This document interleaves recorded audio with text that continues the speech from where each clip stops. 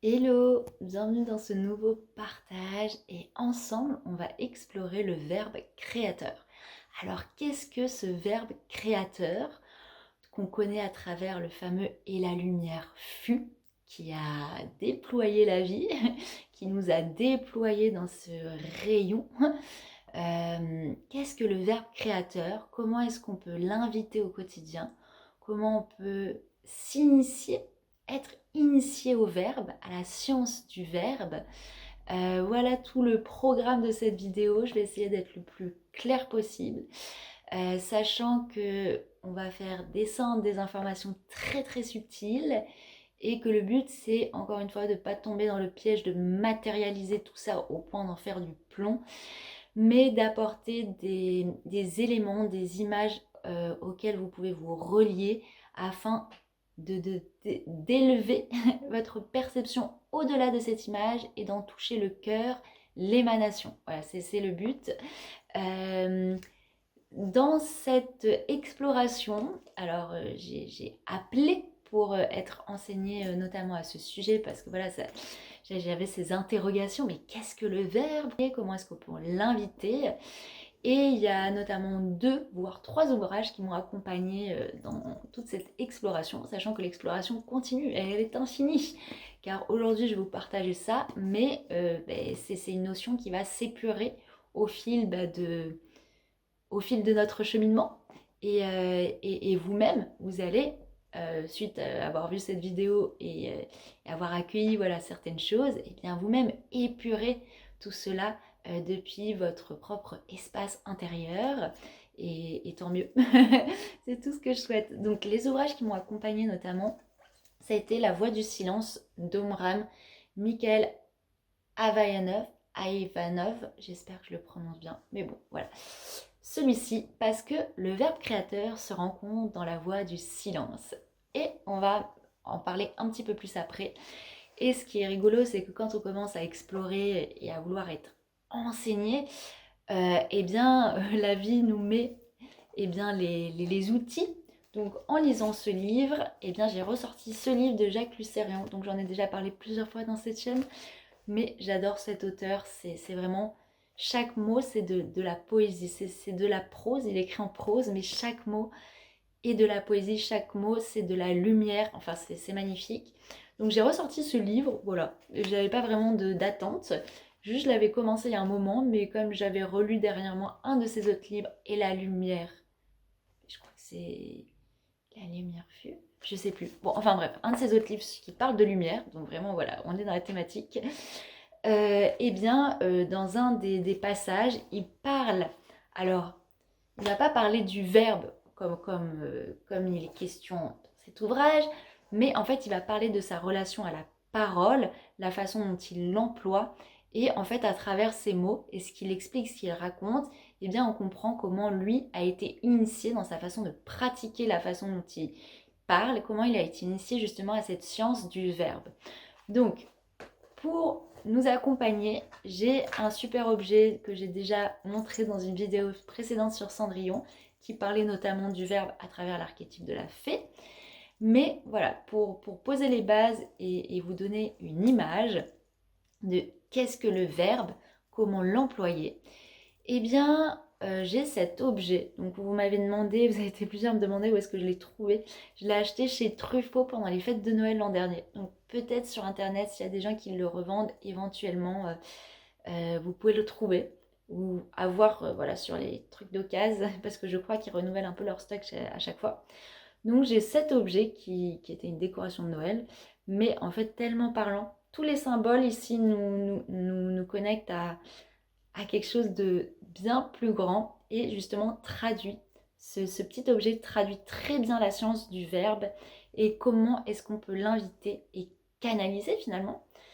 Alors, tout part de ce soleil. Donc le soleil, c'est vraiment l'image, le portail vibrant qu'on a pour euh, communier avec ce qu'est Dieu, avec l'essence de Dieu. Et quand je dis Dieu, c'est pas quelque chose d'extérieur, c'est vraiment on communie pour entrer dans cette unité, ce ressenti d'unité, de rayonnement et de ce qu'est l'essence de Dieu. Donc quand j'emploie le mot Dieu, c'est vraiment cette essence, cette force que l'on ressent et qui anime toute chose et qui nous relie à toute chose et que l'on retrouve à travers cette émanation qui est le soleil de Dieu, à travers ce centre où tout est concentré, tout est réuni, tout est au cœur et qui, à la fois dans cette concentration d'unité, eh bien, il y a aussi ce mouvement, ce déploiement en rayonnement, en une multiplicité de rayons. Donc on voit comment cette unité, ce centre, quand il est dans ce cœur, dans cette réunion, dans cette fusion, eh bien, il crée aussi un mouvement d'expansion. Donc ça, c'est ce à quoi nous connecte notamment le symbole du soleil pour ressentir ce qu'est Dieu et ressentir ce que l'on est vraiment. C'est-à-dire à la fois un centre, un cœur, mais aussi tout un rayonnement. Et de comment marche le verbe. Ensuite, on a ce petit symbole avec un soleil qui a un visage humain et qui a un cercle autour. Donc c'est vraiment, on comprend qu'on descend là pour employer le verbe dans notre dimension 3D humaine. Et cette émanation du verbe va passer par le cristal. Donc le Christ, symbole du Christ, ce cristal en nous. Et ce cristal se trouve au cœur, dans le centre, au cœur de nous-mêmes. Donc ça fait écho aussi à cette vibration d'amour. Et tout au bout, nous avons cette petite fée qui est dans une lune et qui a des petites ailes et une étoile. Donc cette petite fée symbolise notre dimension intérieure féminine, qu'on soit homme ou femme. Donc l'aspect lunaire, donc c'est toute cette intériorité, toute cette dimension intérieure. Et l'étoile, eh bien, c'est cette lumière dans la nuit qui éclaire, qui donne une direction, qui donne une boussole. Et souvent, les feux aussi ont une baguette magique qui symbolise aussi la direction donnée au verbe. Donc, on a vraiment tout ce cheminement. Et quand on parle du verbe créateur, alors il y a beaucoup de personnes qui imaginent que quand on parle du verbe créateur, c'est tout ce qui est relié aux affirmations positives, à la loi d'attraction. Tout ça. Et ça, en fait, c'est un peu de la magie de magicien de spectacle, d'illusionniste. C'est une façon d'employer donc la parole, les énergies, mais à un niveau, on va dire, encore inférieur, parce qu'il sert finalement le personnage, la volonté du personnage, et non pas la volonté supérieure, et non pas cette volonté-là centrale. Vous voyez, c'est comme si là, la petite fée, eh bien, elle utilisait sa parole, mais que pour elle-même. Et du coup, qu'elle n'était pas du tout reliée à tout cet écoulement de la source. Il faut comprendre que quand on emploie le verbe dans notre vie, eh bien, c'est d'abord et avant tout un travail intérieur de silence. Donc, avant de parler du verbe dans la parole, dans l'extérieur, dans la projection vers l'extérieur, c'est tout un travail intérieur. Donc c'est pour ça que, eh bien, on a Omram qui parle de la voie du silence. Parce que pour toucher à la science du verbe, il faut inviter le silence. Et ce n'est pas le silence tel que le comprend le mental, parce que dans notre monde matériel, pour nous, le silence, quand on parle de silence, c'est le vide. Mais c'est un vide qui correspond à une sorte de néant où plus rien n'existerait et finalement qui fait naître en nous plus une peur, une insécurité, comme si c'était la mort. Mais quand on parle de la mort, c'est encore la mort compris depuis la dimension matérialiste, non pas la mort qui évoque la renaissance, parce que ça c'est quand on s'initie enfin au principe de la mort, c'est vraiment cette idée de la mort, donc une idée très limitée, qu'il n'y aurait plus rien. Donc souvent quand on parle de silence, eh bien on le comprend à travers cette image du néant, de la mort, de plus rien. Alors que quand on parle du silence sur la voie initiatique, eh bien c'est d'abord une invitation à baisser le volume de tout ce qui nous empêche d'être dans notre écoute intérieure, dans une forme de quiétude. C'est toute cette agitation mentale, émotionnelle, parce que les émotions viennent teinter bien nos pensées, qui créent soit des peurs, soit des questionnements, enfin voilà, cette surcharge mentale qui nous empêche finalement d'être dans une sorte d'apaisement et qui permettrait à ce moment-là d'avoir accès à autre chose. Parce que la voie du silence, c'est un portail vers une nouvelle écoute, vers un nouveau son, mais qui n'est pas de l'ordre du brouhaha extérieur ou même de la parole telle qu'on l'emploie, mais c'est un silence qui ouvre vers le verbe justement, de ce qu'est le verbe. Donc, je vais vous donner un exemple. C'est comme quand on est en ville, on est au milieu des klaxons, des voitures, des gens qui parlent fort. Et on va aller d'un coup, on va quitter la ville, on va dire j'ai besoin de silence, donc on va aller dans la nature. Dans la nature, sort de la ville où c'était surchargé, on arrive dans la nature, on fait... Et on sent qu'au niveau du mental, des énergies, d'un coup ça se pose. Ah, le silence.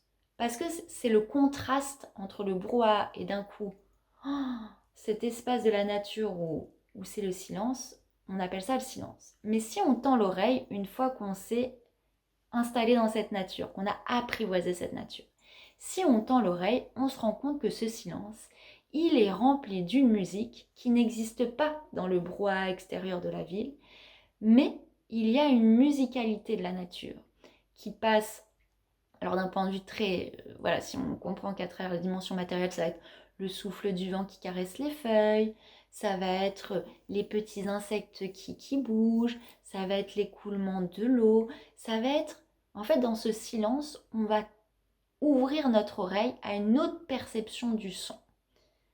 Mais si on s'ouvre encore plus à ce silence, eh bien on va avoir accès à une certaine musique de la nature, mais qui peut s'entendre, s'écouter que depuis un espace intérieur. Donc on comprend que la voie du silence pour accéder à cette nouvelle écoute, à ce verbe, eh bien c'est pas chercher à le néant, mais c'est retrouver une sorte de quiétude, de calme, de centrage pour s'ouvrir à une nouvelle musique, à une nouvelle musicalité, davantage qui fait partie ce qu'on appelle des hautes sphères et qui se présente davantage sous forme d'émanation. Alors on n'a pas tous la même façon de recevoir ces émanations. Il y en a, ça va être très parlant à travers cette oreille intérieure. Des fois, il y en a pour qui ça va être des images, notamment pour moi, ça passe par un écran intérieur et des images. Mais encore une fois, ce n'est pas des images mentales, c'est vraiment... Je les ressens comme des images qui se présentent d'abord comme un mouvement. Donc je vais ressentir d'abord un mouvement qui va passer par tout le corps et qui va se traduire ensuite par des images très subtiles. Mais c'est tout le corps qui rentre dans ce mouvement. Et donc c'est ça aussi le verbe, ça vient nous parler depuis l'intérieur, mais pas à travers des mots tels que nous on parle, ça vient nous parler à travers un mouvement. Mais pour ça, pour ressentir tout ça, pour être connecté à ce verbe, à ces émanations, parce que le verbe est une émanation. Quand on dit à travers le verbe et la lumière fut et la vie en découle, il faut comprendre que ce verbe, cette lumière, eh bien, elle vient au tout début d'un cœur qui était tellement, comment dire, dans une énergie de centrage, d'ébullition. Vous voyez, quand on concentre beaucoup d'amour à l'intérieur de nous, quand on reçoit beaucoup d'amour, qu'on le concentre à l'intérieur de nous et que ça... Et ben au bout d'un moment, c'est obligé de jaillir. Et on a envie de faire jaillir cet amour sur les gens qu'on regarde, sur nos animaux de compagnie, sur nos enfants, sur la personne qu'on aime. Quand on se balade en ville, on a ressenti tellement d'amour qu'on a concentré en nous que dès qu'on va croiser une personne, on a envie de lui faire un câlin, on a envie de faire jaillir cet amour. Et ben c'est ça, le fameux verbe créateur, cette fameuse émanation du verbe, cette fameuse et la lumière fut. C'est-à-dire qu'il y a une telle concentration dans le cœur solaire de ce qu'on appelle Dieu, qu'au bout d'un moment, ça ne peut que jaillir, s'exprimer à travers un rayonnement, qui est de l'ordre encore d'une émanation. Donc c'est pour ça qu'on a ce symbole du soleil. Et il y a un troisième livre qui m'a aidé à mieux percer ce qu'est ce verbe créateur et comment il se vit et comment il s'emploie et comment il s'incarne. Parce que quand on parle du verbe créateur, c'est pas quelque chose qui est juste de la parole, parce que la parole finalement, c'est que la finalité de tout ce processus initiatique, de tout ce processus de descente du verbe. La parole, elle permet de faire descendre le verbe dans la matière et de lui donner finalement une forme, comme la fée, quand elle a sa baguette magique, eh bien, elle fait descendre la force de l'esprit en elle pour la diriger à travers certes une formule magique et à travers le mouvement qu'elle fait avec sa baguette pour lui donner une direction dans la matière.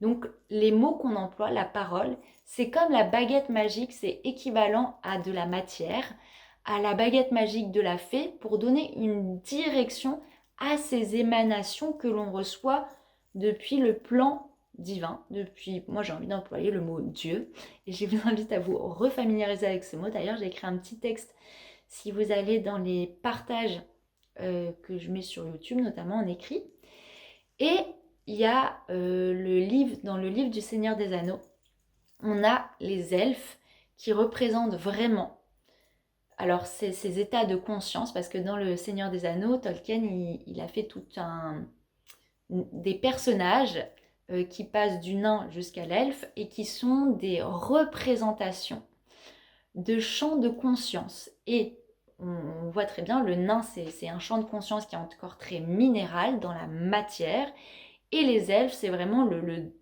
l'ascension de la conscience depuis justement cette matière vers cette transparence. C'est vraiment l'être qui a su faire tout ce chemin initiatique de nettoyage, de purification de son cristal pour revenir au cœur et qui est dans cette transparence de l'être. Si bien que on le voit à travers l'apparence physique des elfes, ils sont longélignes, ils sont sans âge, donc ils ont vraiment touché le centre de leur être, ils ne sont plus influencés par tout ce qui est de l'ordre de l'extérieur.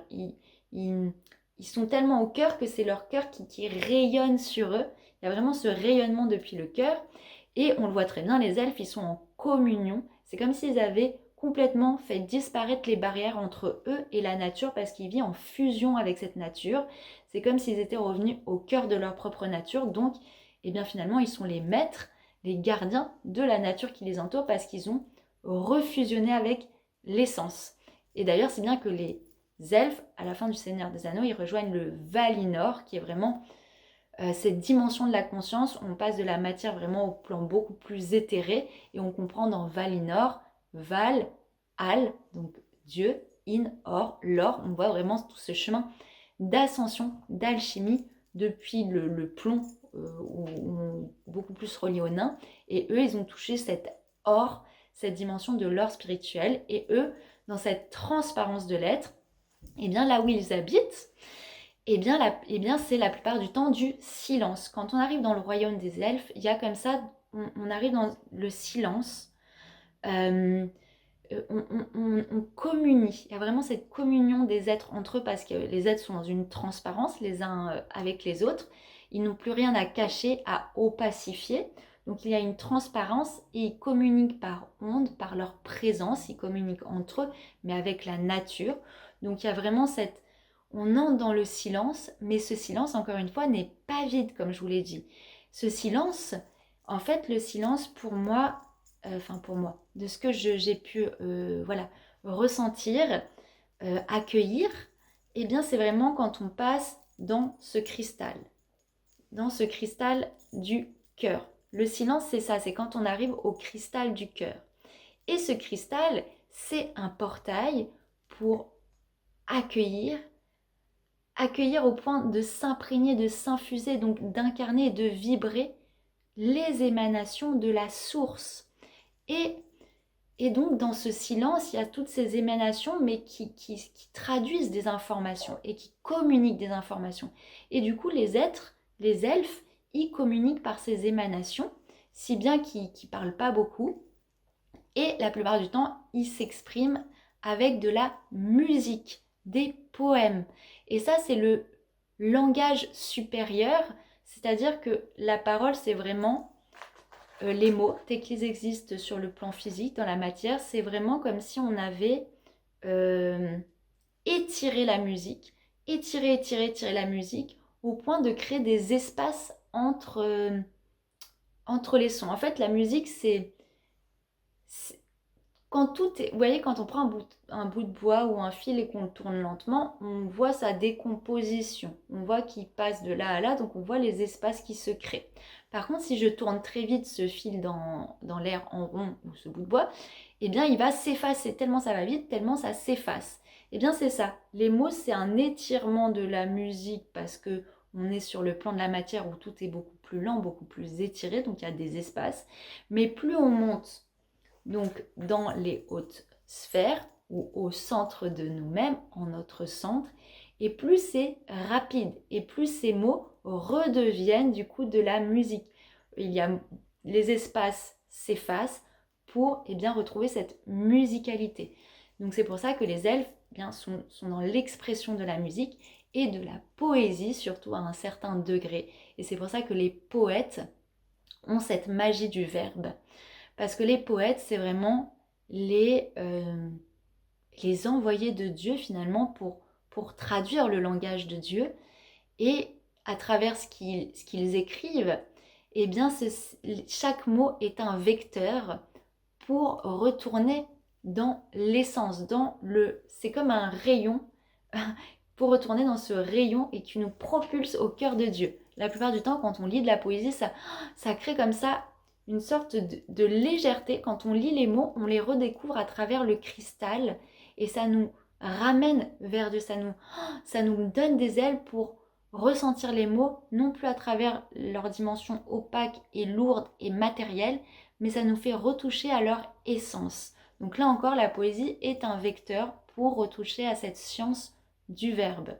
Donc on a les elfes chez Tolkien qui sont une très belle image pour parler de ce qu'est le verbe créateur. Parce que le verbe créateur, comme j'ai dit, avant de lui donner une direction dans la matière à travers la parole, c'est toute une initiation de clarté intérieure. On doit chaque jour faire ce travail de clarté intérieure, donc c'est-à-dire de faire ce nettoyage de toutes ces pensées, de toutes ces émotions qui viendraient nous agiter intérieurement et finalement nous éloigner du cœur de nous-mêmes, de notre centre, et qui finalement créerait une sorte de brouillard entre les émanations qui nous sont transmises depuis le plan divin, depuis l'intelligence divine, et c'est comme si du coup on n'était plus dans cette écoute, qu'on n'avait plus accès à cette écoute et qu'on était uniquement dans ce brouillard où on n'est que dans ce qui nous est dit à l'extérieur et qu'on dépend de ce qui nous est dit à l'extérieur, de nos pensées, et du coup on est fermé, on n'est plus que dans la nuit, dans une nuit qui n'a plus de lumière. Donc dans cette nuit, qu'est-ce qu'on fait?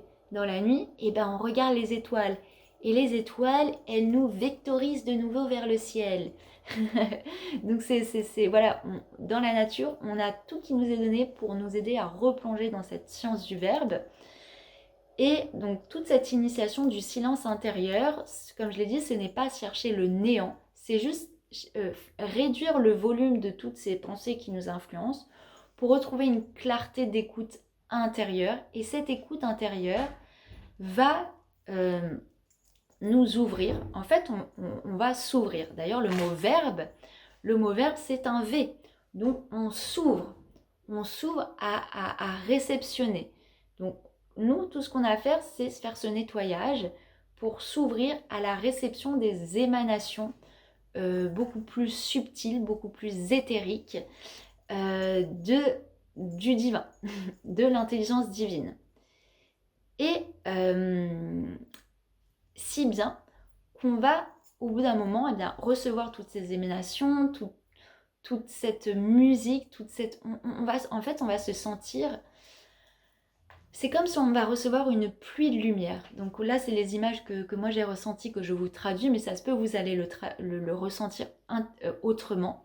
C'est-à-dire que quand on se met à disposition, au service, ça c'est un mot important. C'est pour ça que tout à l'heure, j'ai dit beaucoup de personnes pensent toucher au verbe créateur, à cette science du verbe, mais depuis leur volonté personnelle pour servir leur personnage, leur ego. Et bien ça, c'est quand on détourne le verbe au service de l'ego. Et c'est comme ça que beaucoup de personnes, dans les temps beaucoup plus anciens, ont détourné la magie, la science du verbe, pour faire de la magie noire. Et c'est pour ça qu'on a coupé, comme j'ai déjà expliqué, le robinet notamment de la magie, et qu'on a coupé l'humain de cette science, de ces enseignements de la magie, parce qu'il employait finalement ses mots, sa parole, pour détourner, pour uniquement canaliser des forces qui étaient dissociées finalement de l'unité divine, et qui emploient uniquement des forces astrales inférieures pour matérialiser. Et c'est comme ça que la magie a été détournée de son sens initial. Et si bien qu'aujourd'hui, on est invité, avant d'employer de nouveau la parole, eh bien de faire tout ce travail de silence intérieur pour finalement devenir ce réceptacle de ces émanations les plus pures, pour tellement les recevoir et se laisser infuser par celles-ci, au point de devenir, de les incarner, en fait, de les ressentir dans chaque cellule, que l'on va les rayonner. Et bien ça, c'est la première étape dans la façon d'employer les verbes, non pas à travers la parole, mais à travers ce que l'on rayonne, ce que l'on émane. C'est pour ça que la plupart des grands maîtres sont dans le silence et emploient le silence. Parce que c'est pas un silence juste pour se taire et garder tout pour eux, et voilà, à toi de deviner, mais c'est parce que dans ce silence, ils sont en train de rayonner tout un tas d'enseignements. Ils sont en train de rayonner les émanations qu'ils reçoivent eux-mêmes depuis les maîtres supérieurs, depuis les émanations de Dieu. Donc en fait, dans ce moment de présence, ils sont le réceptacle, donc le V du verbe, du V du calice, ils sont les réceptacles de ces émanations. Et dans le silence qu'ils posent, eh bien, ils sont en train de vibrer déjà tous les enseignements, toutes ces émanations qu'ils reçoivent voilà, en une fraction de lumière, en présence. Et déjà, ils sont en train de traduire ce verbe, ce qui fait que si bien que toutes les personnes qui les entourent, eh bien, ils reçoivent ces rayons et ils sont eux-mêmes ensemencés de cet écoulement de la source. Parce que justement, comme j'ai dit, le verbe, ce n'est pas être à employer pour servir son ego, mais c'est se mettre au service de la source. La science du verbe créateur, c'est se mettre au service de la source, afin de faire écouler la source à travers nous.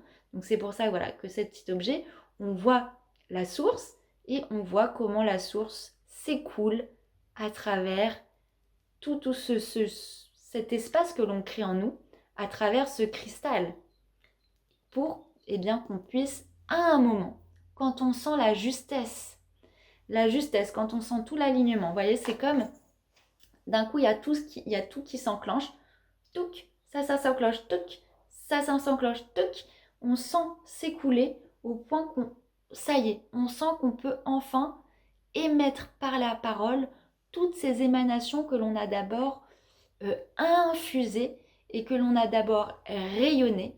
Et bien si bien que, comme je l'ai dit, il y a obligatoirement un mouvement automatique qui se fait à un moment, qui ne dépend pas de la volonté personnelle, mais qui dépend simplement de comment on s'est mis au service de la source.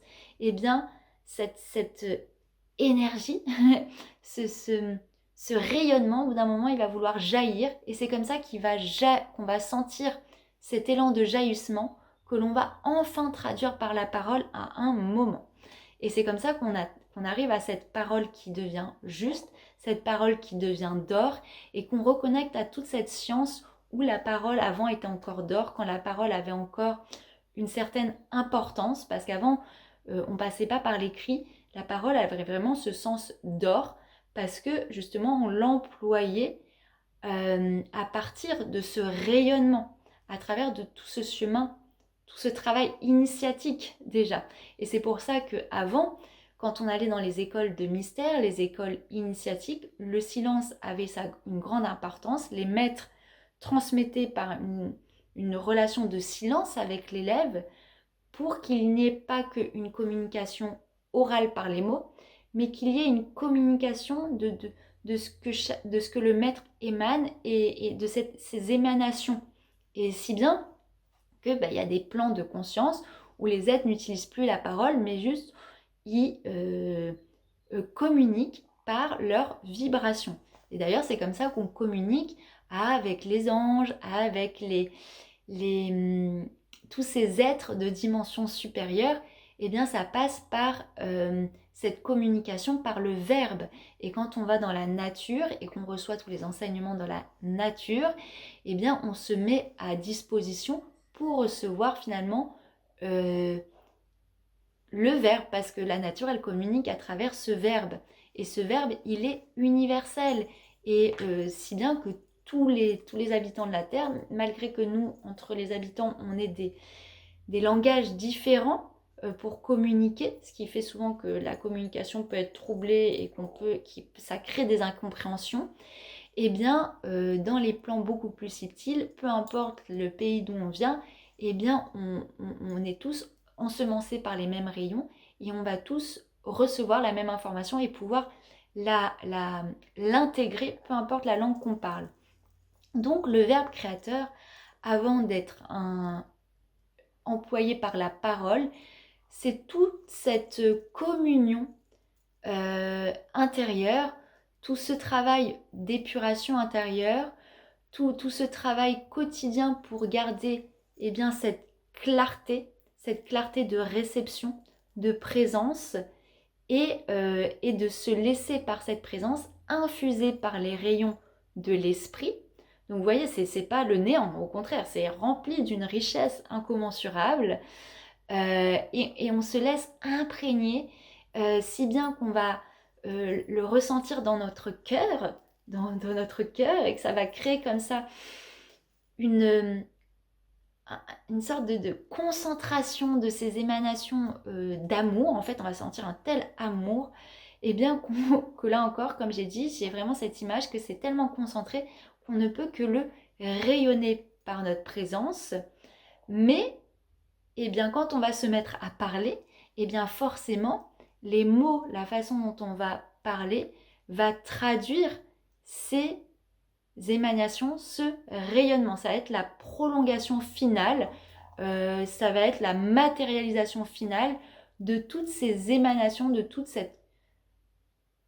ce rayonnement. Voilà, c'est vraiment ça. Le verbe créateur, c'est un rayonnement. C'est vraiment la science du rayonnement. Et c'est magnifique. Et j'aspire à ce que ce soit clair.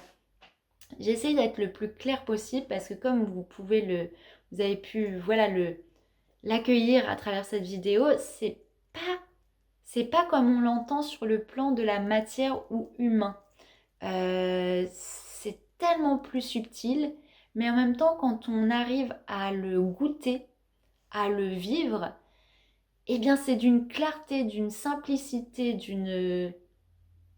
c'est tellement évident que c'est naturel. Voilà, c'est ça. Donc, vous prenez pas la tête. Allez en nature. Voilà, profitez d'aller en nature pour vous initier à ça. Appelez, et alors ça, c'est vraiment un conseil que je vous donne. Appelez intérieurement à être initié à la science du verbe, parce que voilà, c'est sympa d'écouter ma vidéo, mais le plus important, c'est que vous en fassiez l'expérience pour que vous puissiez vous-même le rayonner. Alors là encore, c'est un exercice de chaque jour. C'est pas ah ça y est, je fais l'expérience une fois de sentir cette clarté et de la rayonner et c'est bon, je peux passer à autre chose. La science du verbe, c'est au quotidien. C'est-à-dire, c'est quelque chose qui s'invite au quotidien, c'est une épuration, une clarté à faire au quotidien dans l'observation de nos pensées. Encore une fois, c'est pas parce qu'on a plein de pensées, plein d'émotions qui viennent nous chahuter que ça veut dire qu'on ne peut pas être dans le silence, parce qu'on peut très bien être en ville avec tout un tas de brouhaha autour de nous, mais avoir une quiétude intérieure qui fait que même si on entend plein de bruit et qu'on est agressé par plein de bruit, il y a un petit espace à l'intérieur de nous, au cœur de nous-mêmes, qui lui est dans une forme de silence et dans une forme de bien-être. Et en fait, à partir de ce petit espace-là, même s'il y a plein de pensées, d'émotions, de brouhaha en ville, on peut rayonner depuis ce petit espace-là, ce fameux silence, qui est pour moi, le silence, c'est vraiment si j'ai une image, c'est le cristal, qui est vraiment ce cristal. Et ce cristal, il va rayonner une lumière qui fait que, eh bien, on peut se déplacer dans un endroit où il y a plein de brouhaha. Eh bien, on va être quand même dans cette paix intérieure et on peut être agressé par des bruits et on peut avoir des bruits de pensée, d'émotion, mais c'est pas grave. Voilà, c'est vraiment pour vous rassurer. On n'est pas dans une recherche de vide, de néant. On peut très bien avoir des pensées, des émotions, parce que sinon on va s'auto-flageller et puis plus on se concentre sur les pensées et les émotions, plus on leur donne de l'importance et plus du coup on n'est pas dans cet espace, dans ce cristal. Donc je vous rassure, on peut être très bien en ville dans un brouhaha et quand même connecté au silence intérieur. Ça n'a rien à voir avec l'idée qu'on peut avoir du silence sur le plan 3D, matériel, on va dire. Voilà, je préfère utiliser ce mot matériel.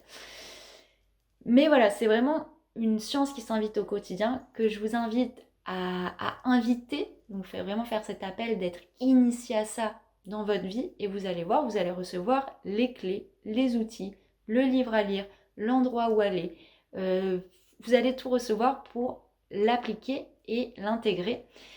Et vraiment, c'est cette science du verbe, c'est vraiment ne pas chercher par la parole, comme le peuvent le faire beaucoup de personnes qui se perdent dans je fais mes affirmations positives, euh, je, de contrôle en fait, c'est une sorte de contrôle de l'être, alors que là au contraire c'est j'enlève beaucoup de choses qui vont me plomber pour être juste dans cet abandon, je me mets au service, donc je m'abandonne.